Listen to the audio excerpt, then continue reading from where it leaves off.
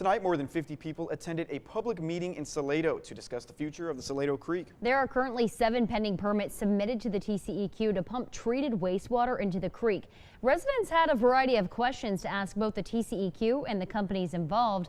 6 News anchor Adriana Alexander has a scoop of what was asked about the most. What'd you hear, Adriana? Well, a big concern that Salado residents brought up is the phosphorus limit being far higher than what the Salado Creek could handle. They were also concerned about the amount of quality of the water and that could potentially be pumped into the lake. Randall Nelson is with Reuse, one of the companies who submitted a permit to the TCEQ, who explained that the treated wastewater would in fact be clean enough to safely release, as their systems will treat the water extensively. He says irrigation would be used during the summer months to limit discharge into the creek, with some release only during the winter. And while residents worry about algae and volume, he says phosphorus levels would remain well below permit limits and that actual discharge would be around 3 to 4 million and not the 8 million gallons a day that was previously discussed.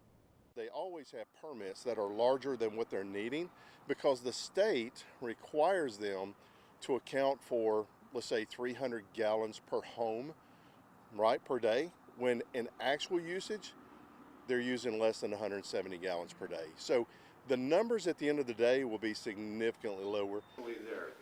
Now, however, whenever asked during tonight's meeting, TCEQ officials could not give residents a definitive answer when asked a number of questions about the phosphorus levels. This caused for more frustration and lack of clarity for residents who still feel left in the dark about the project.